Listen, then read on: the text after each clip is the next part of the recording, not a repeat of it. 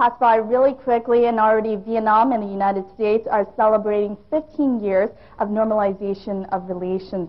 Now, in these 15 years, Vietnam and the United States have seen a lot of progress in its relation, especially of which the prominent is the trade relation, going from only $1 billion in 2001 to a whopping $15.4 billion in 2009. Now, in our special edition of Talk Vietnam today, we'll get a chance to browse through some of the achievements that Vietnam and the United States have gained in the field of trade, and also we'll take a look at how this trade relations has the potential to go forward to be much stronger.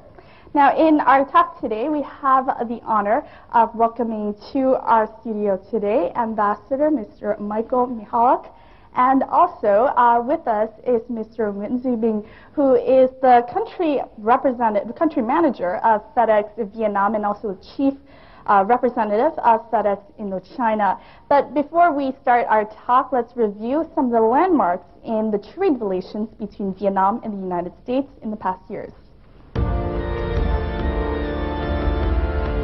While diplomatic relations between Vietnam and the United States was normalized in 1995, the first trade contact between the two countries since the end of the war in 1975 was established much earlier.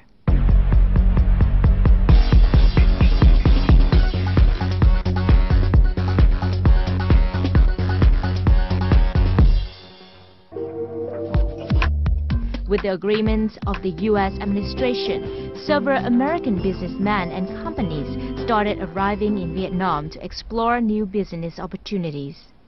On July 2, 1993, the Clinton administration cleared the way for the resumption of international lending, including that by the IMF and the World Bank to Vietnam.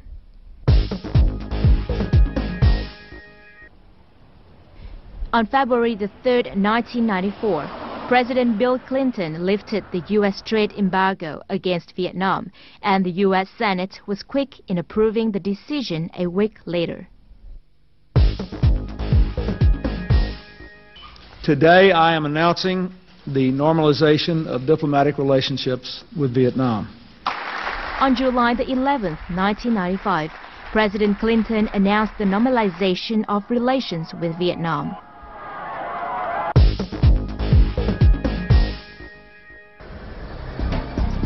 On August 1997, the U.S. government passes special legislation permitting the U.S. Agency for International Development, or USAID, to assist Vietnam in improving trade through a commercial law and trade policy technical program.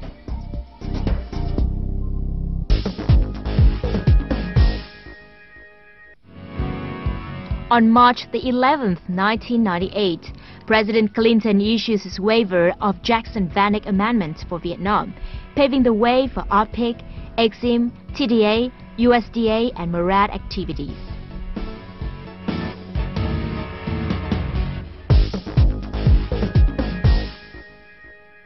July 13, 2000.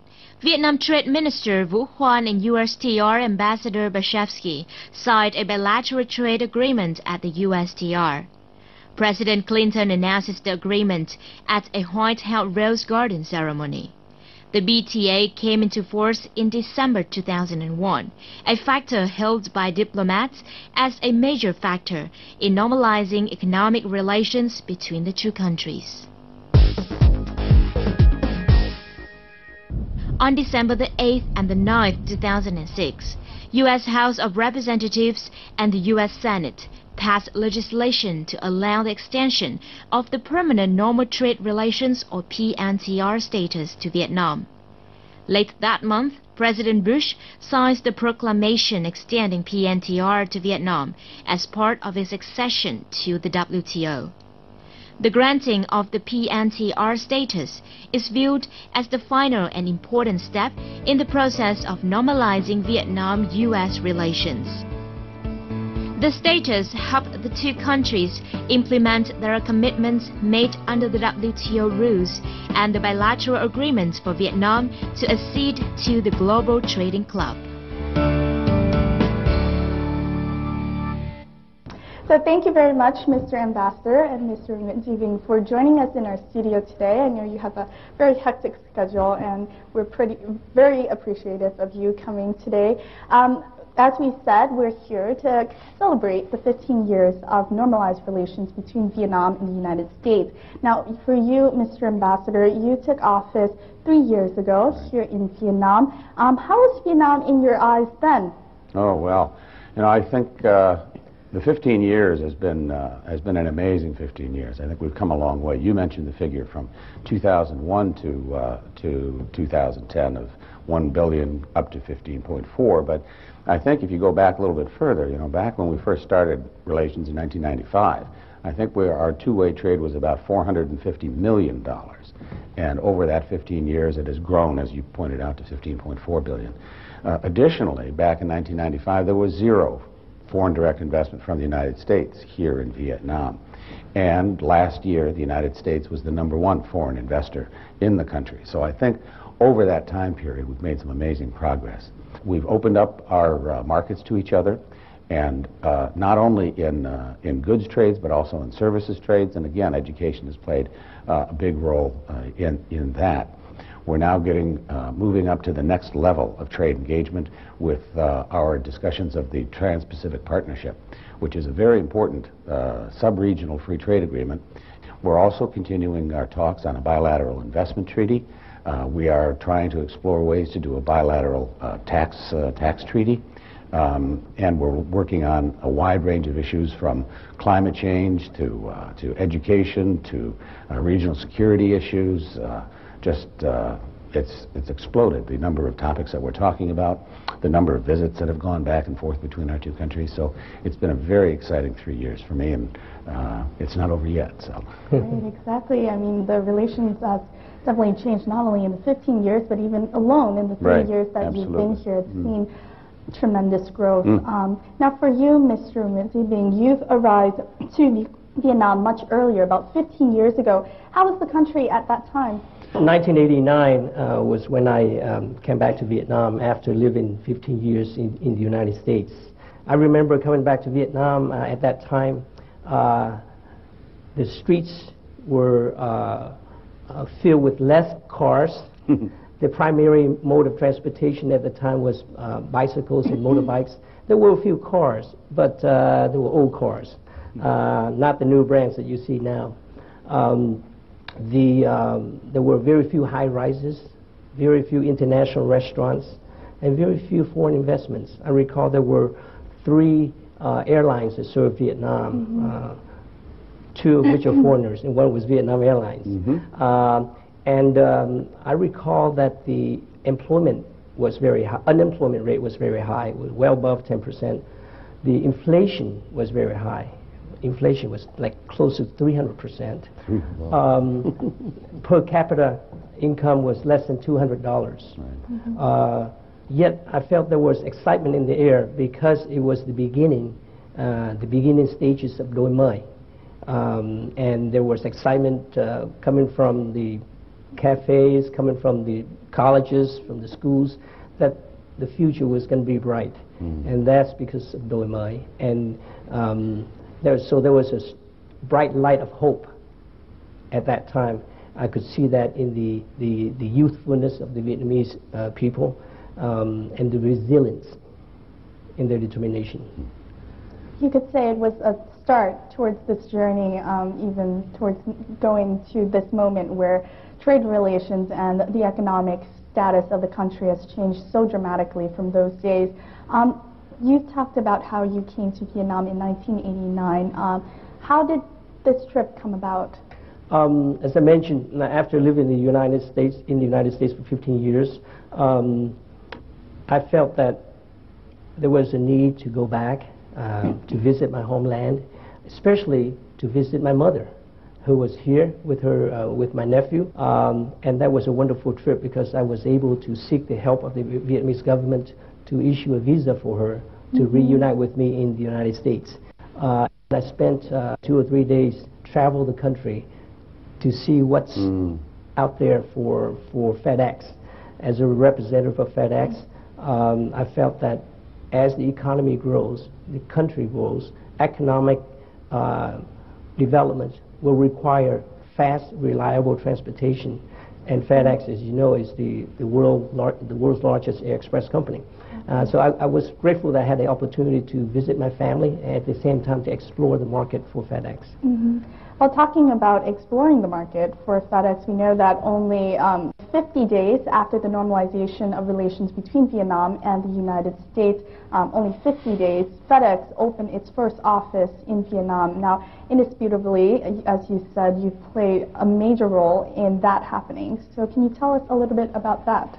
Yes, 1994 was a very special occasion for FedEx because we became the first American express company to open our doors in Vietnam to serve the business community. What I saw in 1989 as I traveled the country was a great potential for growth in Vietnam.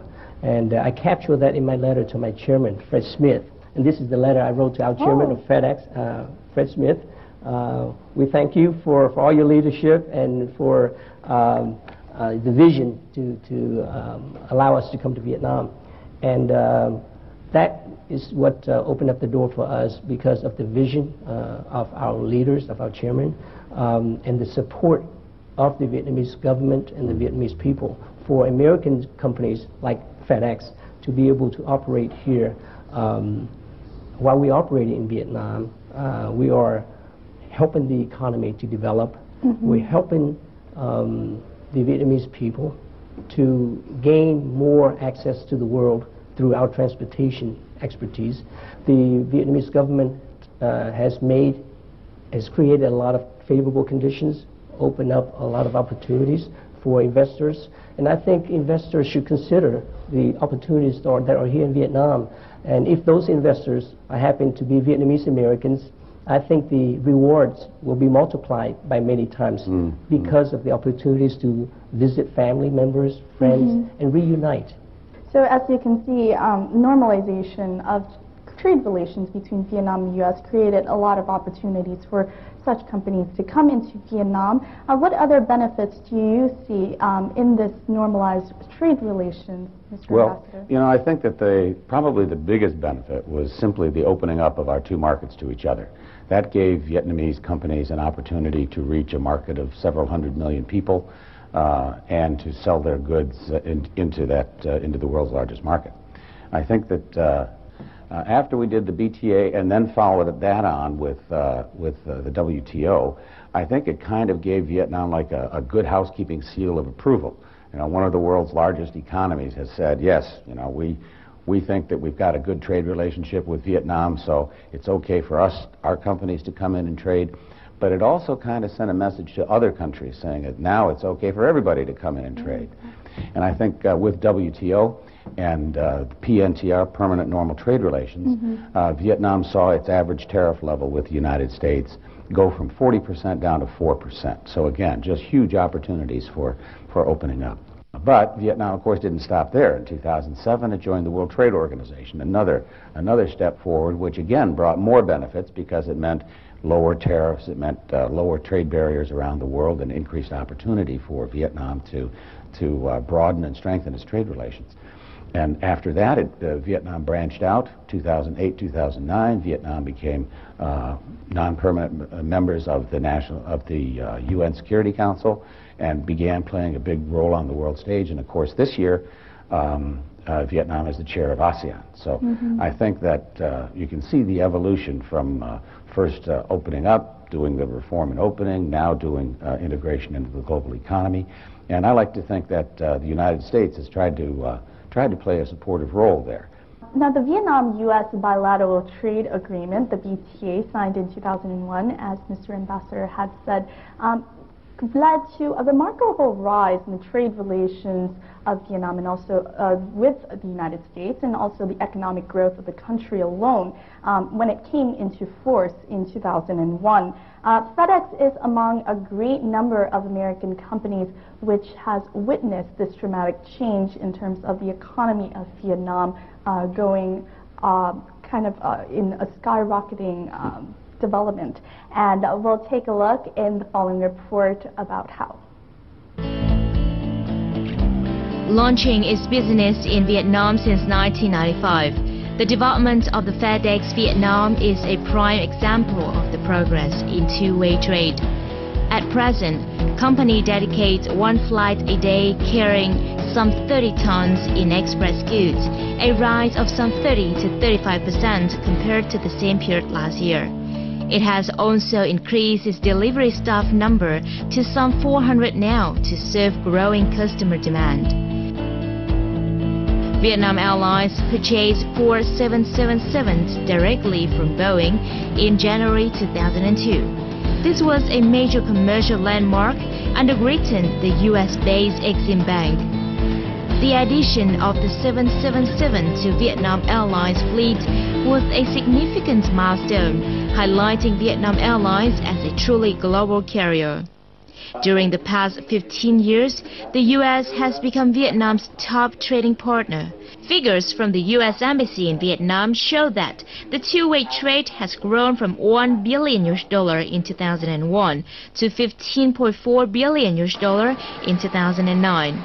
Exports from Vietnam to the United States are predicted to maintain a growth of between 23 to 25%, with key items including textiles, furniture, footwear, and seafood. When you're in the United States and you see products that are made in Vietnam, and when you're in Vietnam and you see that the United States is the largest foreign investor in Vietnam, and the United States is Vietnam's most important export market, those figures were unimaginable even 10 years ago, and the hard work that the Vietnamese government and the Vietnamese people have done to implement the commitments of the BTA, implement the commitments of WTO accession.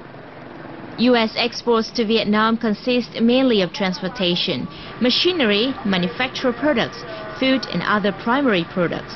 American is also one of the main content suppliers for Vietnam's garment and textile industry.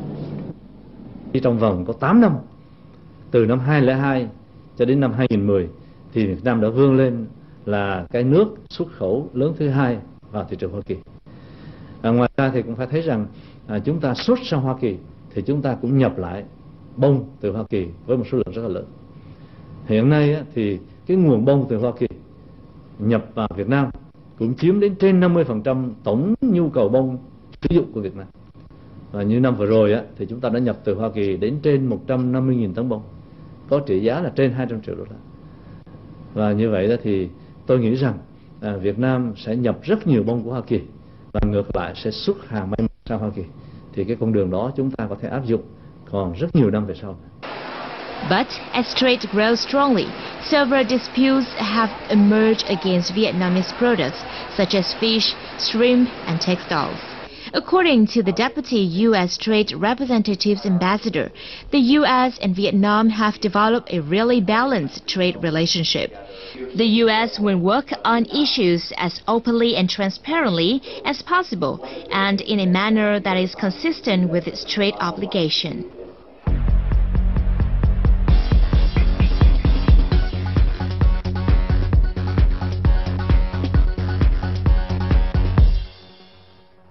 For you, Mr. Zibing, how have you seen, working in the field here in Vietnam for so long, how have you seen the trade relations between Vietnam and the United States grow? I mean, what are some of the developments that you have seen? As the ambassador said, since the bilateral treaty was signed, and then when Vietnam became a member of WTO in 2007, we have seen tremendous growth in trade between the two countries, as well as Vietnam trade into the world. That trade, the growth in trade has propelled the economy to grow at a faster speed, which dictated the need for more time-definite transportation and logistics support for companies to move their products from Vietnam to the world. FedEx is very pleased to have the opportunity to be part of that development. Right. And not only FedEx, I mean, the United States has become a major partner in helping Vietnam to be where it is at right now. Now, Mr. Ambassador, a lot of bilateral agreements and governmental decisions have played a great part in kind of strengthening that trade relations between Vietnam and the United States. What is your assessment of the effectiveness of the commitments to the agreements by both sides?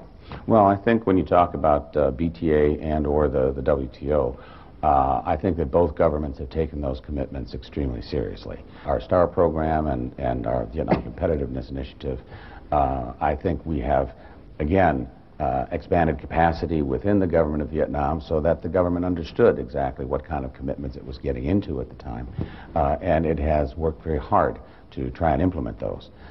Additionally, we also have another agreement between our two countries called the Trade and Investment Facilitation Agreement, the TIFA. And under the TIFA, we meet probably once or twice every year, and we talk about issues like implementation of agreements plus any other trade issues that come up. So I think that we have set up a number of channels whereby we can talk with each other about how we're doing on implementation, correct any deficiencies that may come up, and give each other suggestions on how to do it better. Being one of the first chairman of AmCham, what comments do you have on this issue, Mr. You were chairman? I didn't know that. Yes, I was chairman of AmCham in 2004 in the Ho Chi Minh City chapter. I really believe that Vietnam has come a long way, and Vietnam has done a great job in integrating into the world, streamlining its legal framework, improving every day on its activities relative to reforming, for example, customs reform, border inspection reforms to expedite and facilitate trade, to make things faster, and to make things more efficient to run the business. You know, foreign investors who come to Vietnam, they invest and they would like to have a predictable outcome for their investments. And I think Vietnam is taking the right steps to ensure that predictability. Now, Mr. Ambassador, going back to the United States now, as we have seen in the past year, there was the global economic recession, and that took a toll on a lot of countries, America included. And now the United States is transforming itself into becoming an export-led country. How do you think this policy will affect the trade relations between the United States and Vietnam? As our economy grows, and consumption still plays a very large part of that, I think you're going to see that Vietnam's exports to the United States will grow. As you know, President Obama has said that he'd like to see the United States double its exports over the next 5 years. Well, over the past 5 years, Vietnam's exports to the United States have grown from about $6 billion to almost $12 billion. So I think President Obama is just saying, gee, we ought to do what Vietnam did. Because you guys have already doubled your exports. And, you know, even as we increase our exports, I think it does represent more opportunities for Vietnamese firms. Thank you very much for sharing all of your valuable experience with me and our audience today. Thank you again for being here in our studio, and I wish you all the best in your endeavors in the future, continuing to be at the forefront of boosting the trade relations between Vietnam and the United States. Thank you very much. Thank you. It's an honor to be here with the ambassador and to be here on your show. Heard a lot of good things about your show. Yeah, as a matter of fact, I have too.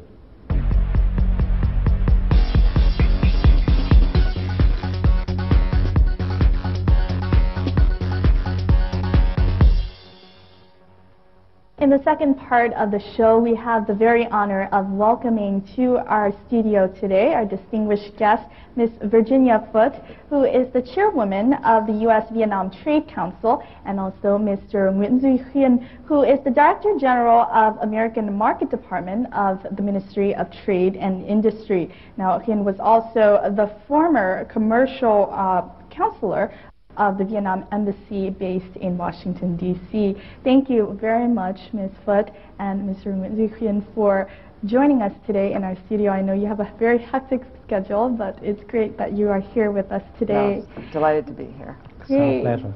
Yes. Now, Vietnam, as you know, and the United States are celebrating 15 years of normalized relations, and also it's been 9 years since the BTA, the bilateral trade agreement, was signed. Now, for you, Ms. Foote, you've been in this process, I mean, since the early 1990s. Could you share your feelings of being so closely connected to kind of reaching that normalization between Vietnam and the United States? Well, my first trip to Vietnam was in 1989, and I came with my then boss, Ambassador Sullivan, who had been invited by your foreign minister, Nguyen Co Thach. So I came in '89 when your government was reaching out to the U.S. government to begin the process of normalization, and I was delighted to come on that first trip and see Vietnam for the first time. I came with Ambassador Sullivan, who had been here many times, so I was learning through his eyes the history of Vietnam and really the optimism that Vietnam had about moving forward with Vietnam. Now, in your opinion, what do you think brought Vietnam and the United States together to be able to reach the bilateral trade agreement in 2001? Well, it's been a 20-year process, really. I'm delighted to see these photographs here, that some of the key players on both sides are in these pictures. And you could start with Senator John Kerry and John McCain. The veterans in the U.S. At the very early stage played a very important role in wanting to see a new future between the U.S. and Vietnam. John Kerry and John McCain don't agree on the war itself, but they did agree on what should happen in the future, and so building on that, and they really took a leadership role. There were members of the Vietnamese American community who saw, we can't all agree about the past, but let's try to build a new future, and that community played a tremendous role in the U.S. And then I think the third piece was the business community, who felt there was great opportunity here, there could be a good bilateral trade and investment climate, and really worked and pushed to get normalization. Now, for you, Mr. Nguyen, working in the United States, as we said, as a commercial counselor in the embassy based in Washington, D.C., how did you see the change, the growth of trade between Vietnam and the United States? The changes for the last 15 years is great. Last year, the trade volume, two-way trade volume between the two countries reached nearly $15 billion US, about 15 times over the trade volume of 2001, the year before the VTA coming into effect.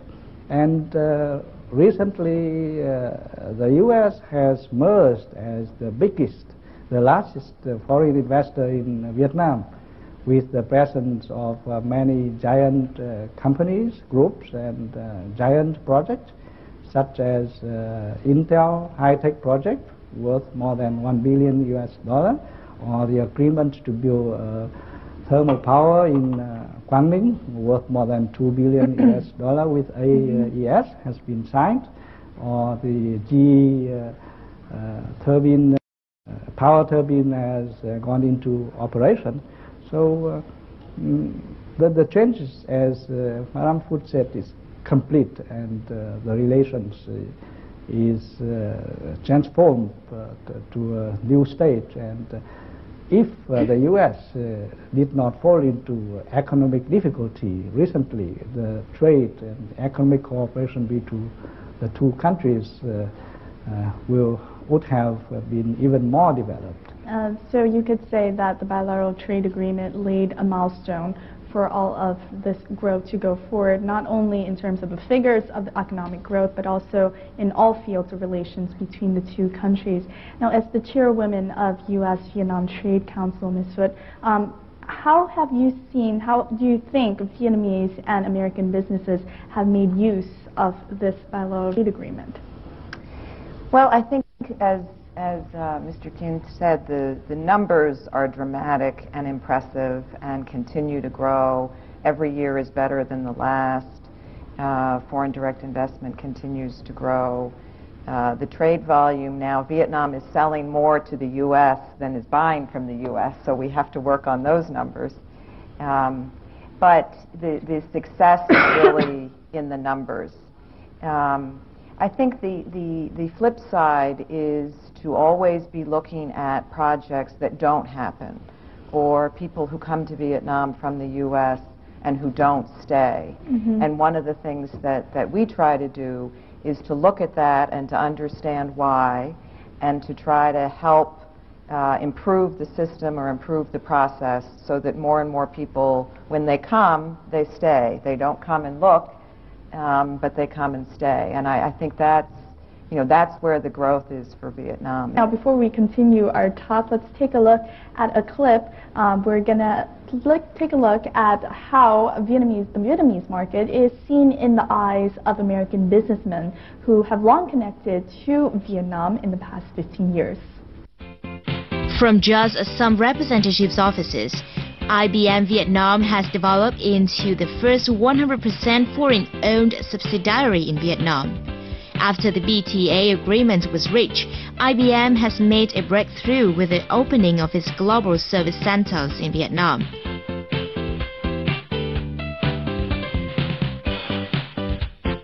According to the country director of IBM Vietnam, Võ Tấn Long, many American businesses have so far satisfied with their operation in Vietnam. Vừa rồi thì tôi có một cái vinh dự được tham dự một chuỗi các cái buổi làm việc của cái hội đồng kinh doanh giữa Mỹ và ASEAN.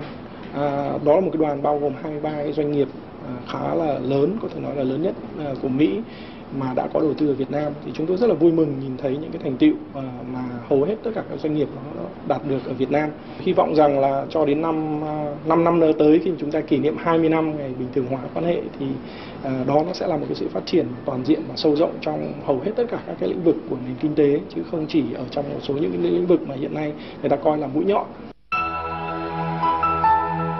In the telecom sector, the Vietnam Post and Telecommunications Group contracted Lockheed Martin to design, build and launch a telecommunications satellite in a deal worth around $200 million.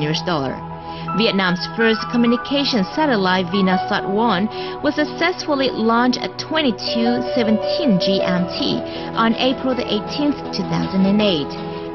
Aboard an Ariane 5 carrier rocket from Kourou, French Guiana.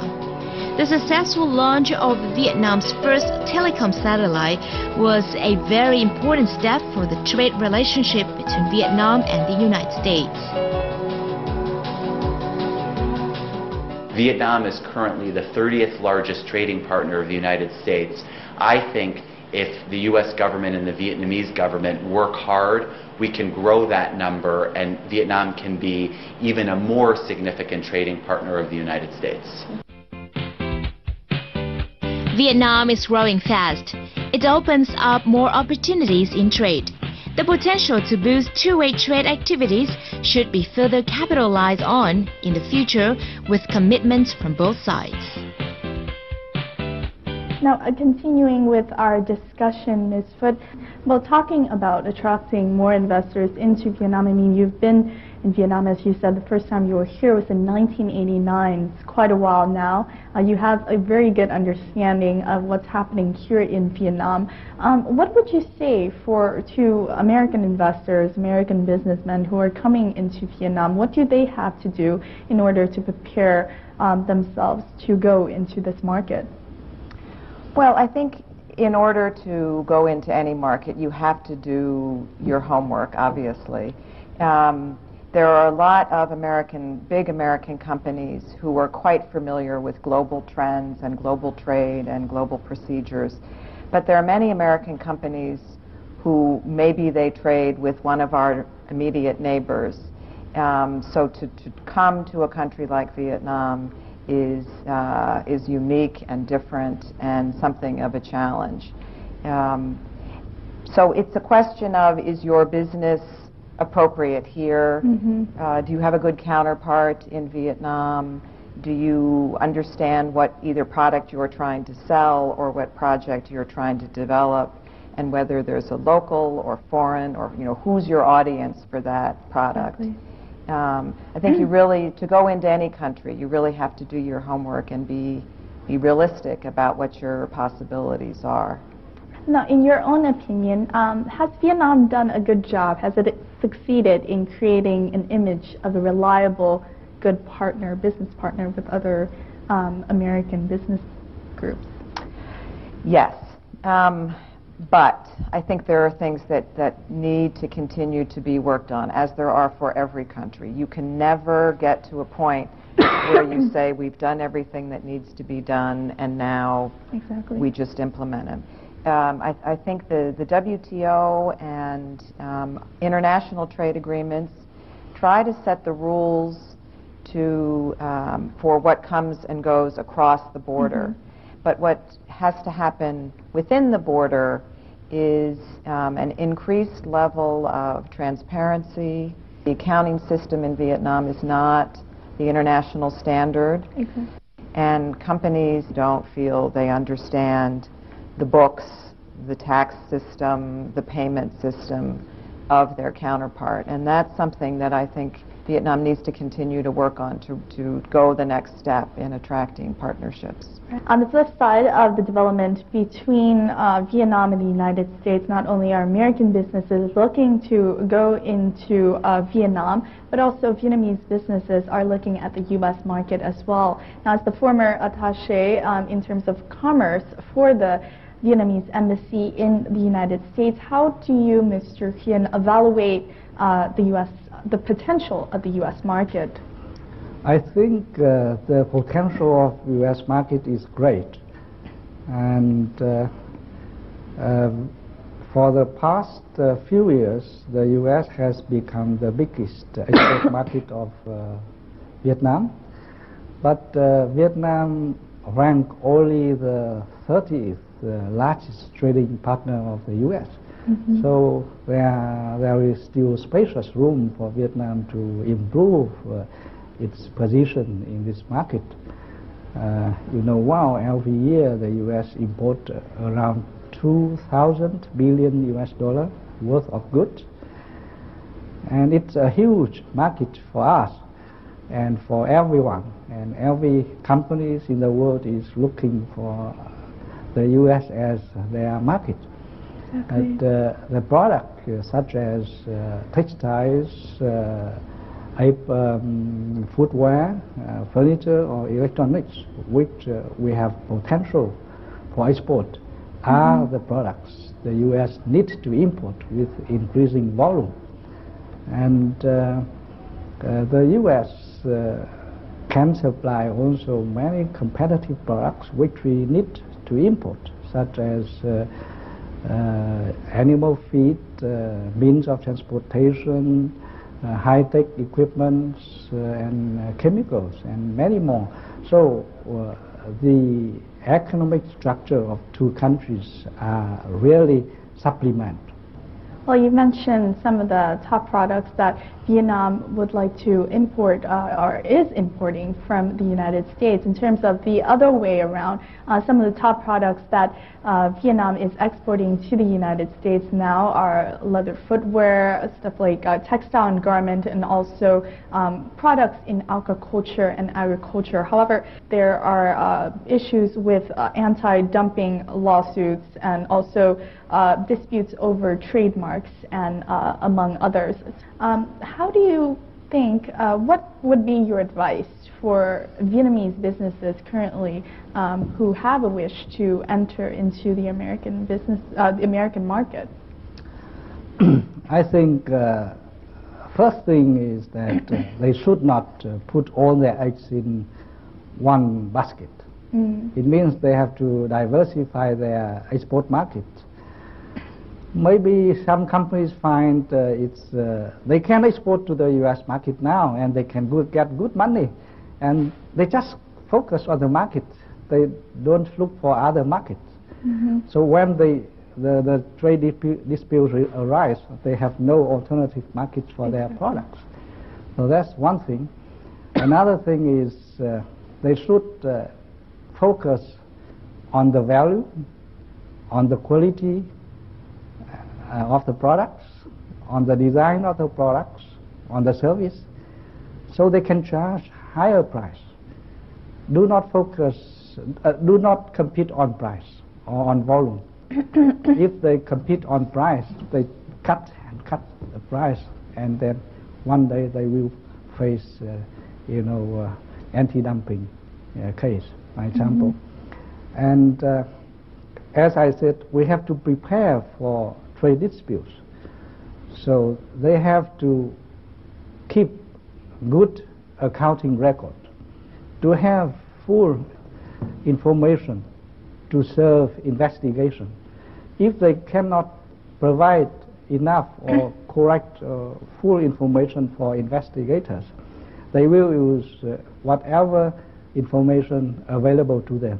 So those information are usually, not good for defendant, and it will result in higher rate of anti-dumping.